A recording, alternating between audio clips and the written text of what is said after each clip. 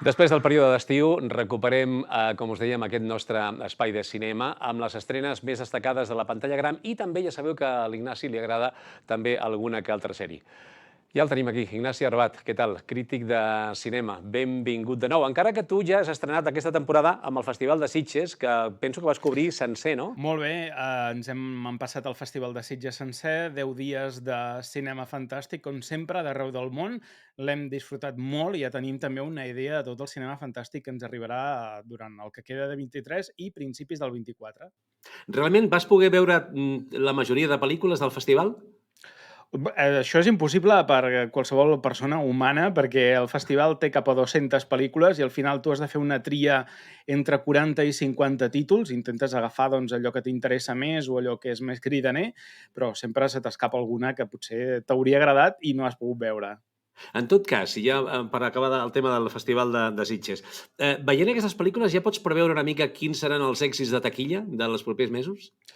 Home, és complicat perquè, clar, ja només és cinema fantàstic, aleshores, clar, el que arriba en taquilla és... Però sí que més o menys pots fer una valoració de si allò que has vist funcionarà, si no, si anirà bé en taquilla, si pot anar bé també la temporada de premis, no? Ara que vindran el tema dels Oscars a principi de l'any vinent. En el Festival de Sitges es presenten només pel·lícules que aniran a pantalla gran o ja també les plataformes d'alguna forma allà podem veure títols que sabem que aniran directament a plataforma? Sí, sí, doncs, per exemple, aquesta setmana jo parlaré d'una pel·lícula que he vist a Sitges que arriba aquesta setmana directament a plataformes i d'altres que també que arribaran a Netflix o d'altres plataformes que hem vist que també ho faran al llarg dels propers mesos. Doncs benvingut de nou i ara sí, ara comencem de nou la secció del cinema. Doncs si vols comencem amb el primer títol d'aquesta setmana, que és potser una de les pel·lícules més esperades de l'any. Es tracta de la pel·lícula de Martin Scorsese, Los asesinos de la luna. Pel·lícula que té un repartiment extraordinari encapçalat pels dos actors fetitxe de Martin Scorsese, que són pràcticament els dos actors de la seva generació, una dels seus primers anys com a director, que és Robert De Niro, i l'altra dels seus darrers anys com a director, que és Leonardo DiCaprio. A partir d'aquí, un repartiment per una pel·lícula de pràcticament 3 hores i mitja, que s'estrena aquesta setmana en cinemes, o sigui, agafeu-vos ja no a la tarda, sinó agafeu-vos el dia sencer per veure aquesta pel·lícula, però val realment la pena. És un dels millors títols de l'any, és una pel·lícula que ha produït Apple TV+, però que abans d'estrenar-se a la plataforma l'han volgut estrenar en cinemes, amb bon criteri, perquè és una pel·lícula de Martin Scorsese i segurament arrossegarà molta gent amb aquest repartiment. Va arribar al Festival de Cannes i ara per fi arriba a les nostres pantalles. Es tracta d'una barreja de western, una mica de thriller. Western ho dic d'aquella manera perquè això succeeix a principis dels anys 20 a Oklahoma. Allà el petroli, diguéssim, s'està començant a descobrir i aquestes terres on hi ha petroli són propietat de la nació Osage, que són una nació doncs, índia, que viuen allà, i de cop i volta veurem com els habitants, els que habiten allà, que són d'origen indi, comencen a ser assassinats un darrere l'altre. Aleshores, evidentment, aquí intervendrà l'FBI per veure què coi està passant, no? Petroli, assassinats, intrigues... És un tema que controla molt bé Martin Scorsese amb la seva experiència, no és de gàngsters, però bé, alguna cosa hi podem trobar-hi aquí, i moltíssimes ganes d'aquesta pel·lícula que ja s'estrena aquesta setmana.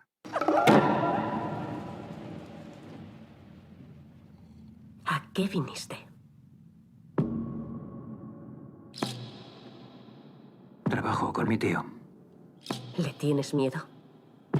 No, es el hombre más bueno del mundo. A los Osage se les acabó el tiempo. Tienes que recuperar el control de tu hogar. Me han enviado desde Washington DC a ver lo de los asesinatos. Ha habido muchas muertes, hemos perdido la cuenta.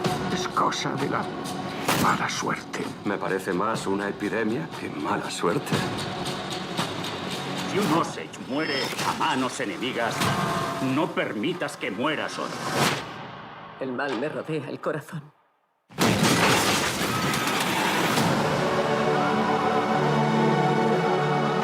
Tenemos que elegir bando.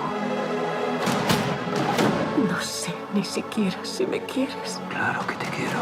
Debería acabar con estos blancos que han matado a mi familia. ¿Te dijo de quién tiene más miedo?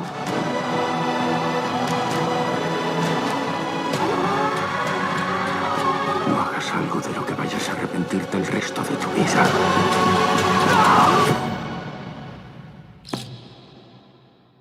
No tengo más que arrepentimiento.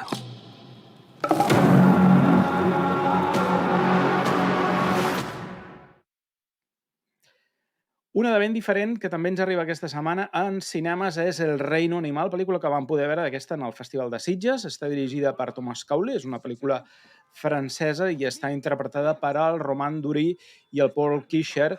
I és una pel·lícula molt interessant que ens presenta un món imaginari, un món fictici. No deixa de ser el nostre món real, però ens imaginem que no sé si hi ha una malaltia o un virus, o tampoc la pel·lícula acaba d'entrar en aquest tema, o simplement és una evolució humana, que alguns humans estan començant a evolucionar animals. És a dir, tenim determinats humans que es transformen en algun animal i no sabem en qui.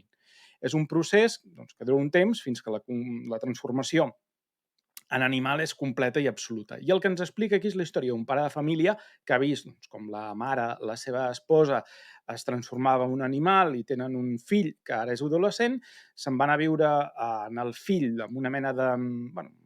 ell treballa allà en un càmping servint begudes i tal, perquè porten a la mare en una residència allà a prop, perquè també la puguin veure, i llavors veurem com el seu fill adolescent també comença a transformar-se en un animal. No? I a partir d'aquí veurem la presentació d'aquest món. També crec que hi ha una mica part de metàfora del que és la transformació de l'adolescència, però en aquest cas ja arribada a l'extrem, perquè és la transformació en animal. Barreja una mica de drama, thriller, etc.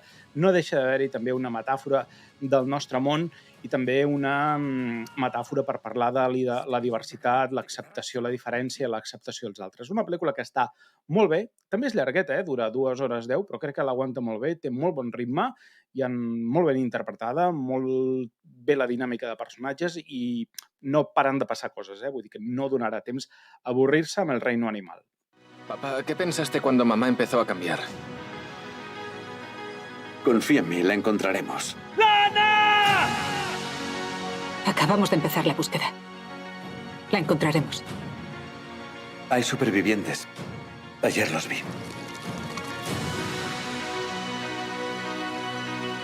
¿Te asustan esas criaturas? Hay que aprender a convivir. No tengas miedo.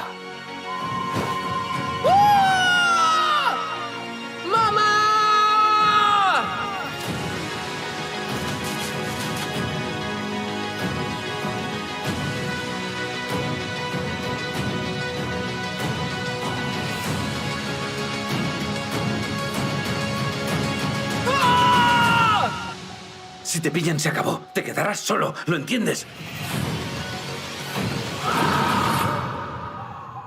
Un altre que també hem vist al Festival de Sitges, que ja veieu que hi hem tret cosetes, és Apèndice, una pel·lícula que va arribar dimecres passat a Disney+, arriba directament en aquesta plataforma, i aquesta, bé, no m'agrada tant, ja aviso que és una pel·lícula que, d'aquella manera, és la història d'una noia que a través de l'apèndix li fa mal i no és una apendicitis, sinó d'allà sorgeix un ésser que s'independitza d'ella, que no deixa de ser ella mateixa, perquè ha sortit d'allà, no? I veurem com, mentre ella es va afablint, aquest ésser es va enfortint i la relació que es va creant entre aquests dos éssers. A banda, veurem que la persona que pateix això té uns problemes a la feina, de confiança, però a més rep molta pressió per part del seu cap. No és una pel·lícula que m'hagi interessat massa, és a dir, té una premissa que sembla que comenci bé, una mica grotesca, no? Perquè el concepte aquest de que apareix un bitxo que recorda una mica a vegades a la pel·lícula Desafío Total, la forma de l'ésser que li surt de l'apèndix, però llavors ho acaba portant en un terreny que la pel·lícula, sincerament, és avorrida i no acaba de concretar-la ni rematar-la bé. Però bé, en tot cas, per la temporada de Halloween, perquè és una pel·lícula que també toca el tema del terror, en aquest cas, una mica dels monstres, la trobareu a partir d'aquesta setmana ja a Disney+. I per acabar també una altra recomanació, en aquest cas de sèries, que també va arribar a Disney+, de fet ho va fer la setmana anterior, és pràcticament la sèrie anual de Mike Flanagan amb la caïda de la casa Usher. Mike Flanagan cada any ens ha presentat una sèrie per la temporada de Halloween, és a dir, octubre, des de La maldició de Hill House, que va ser la que va començar una mica aquesta dinàmica, Midnight Mass, i l'any passat ho va fer The Midnight Club.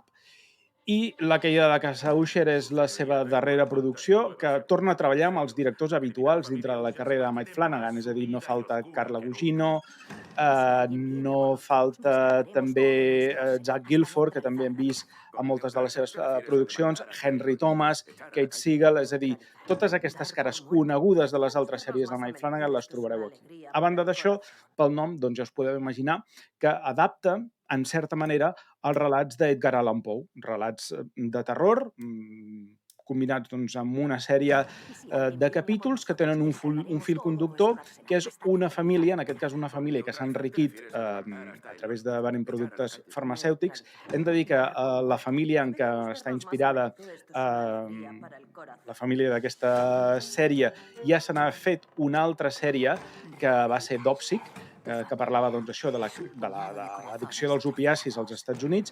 Doncs aquí li canvia el nom, no és la mateixa família, però es pot arribar a semblar bastant amb el que va ser el cas real d'aquella família. I veiem com els 6 fills d'aquest magnat han mort en els últims 15 dies en estranyes circumstàncies. I això doncs, li explica o li confessa el fiscal que sempre l'ha estat buscant, i a partir d'aquí veurem com aquesta història es va barrejant amb elements que ja coneixem doncs, de les històries de terror d'Edgar Allan Poe. Veureu corps, veureu aquí una mica de tot que us sona si sou seguidors de les històries d'aquest autor. Yo ya me voy. Tengo una cita con tu padre. Tu hermano ha muerto. Es una tragedia, pero un par de tweets rollos seguiremos adelante y listo. Esto no ha sido un accidente. Van a por vosotros. Y esa mujer lo sabe todo. Es la hora, Rodri. ¿Qué has hecho? Estás en primera fila para mi ajuste de cuentas, amigo. Ni siquiera tengo un traje propio de un funeral. No, no es verdad. Este puto satén. El satén es la seda de los pobres y solo vale en un funeral si te has muerto con el puesto. Estamos a salvo. Si no conseguimos detenerla, te vas a quedar sin familia. Y creo que has olvidado lo que soy yo. Nunca más. Nunca más. Nunca más.